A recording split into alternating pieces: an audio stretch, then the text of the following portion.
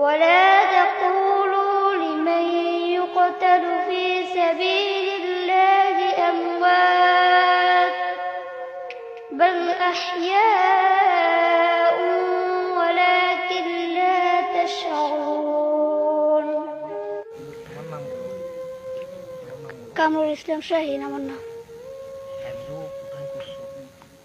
আমাদের গ্রামের পাশে একটা মাদ্রাসা আছে, এই মাদ্রাসায় নিয়াজ সুন্নাহ জুমালিয়া নুরানি হাফিজিয়া মাদ্রাসা। 1.5 বছরের হাফেজ হয়েছি আর এনে দাওয়াত দিছি 1 বছর। জি, লালপুর সুলতানিয়া তারাবির কথা ছিল। জি,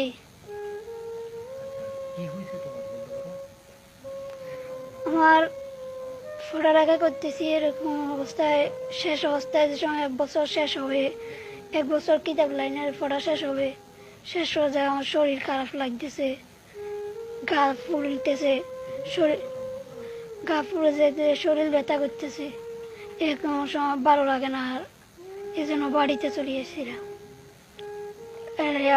আমরা মাদ্রাসা পাঠাইছে পরীক্ষার সময়, বার্ষিক পরীক্ষা নিয়ে, বার্ষিক পরীক্ষাটা না দিলে আগামী বছর অন্য উপরে জামাতে তুলবে না, এই জন্য বার্ষিক পরীক্ষা দিবার প্রস্তুতি নিয়েছিলাম, কিন্তু বার্ষিক পরীক্ষা দিতে পারি নাই।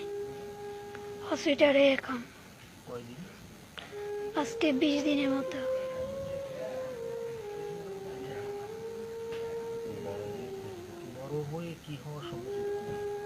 বড় হক্কানের রব্বানা আলেম হতে চাই। আল্লাহ আমার জানাজা পড়ার ইচ্ছে ছিল, যদি আল্লাহ যে তাফিক দিয়ে তাহলে পড়াবো ইনশাআল্লাহ। জি, কামরুল ইসলাম শাহীন। কষ্ট হয় কিনা, ব্যথা লাগে কিনা? জি।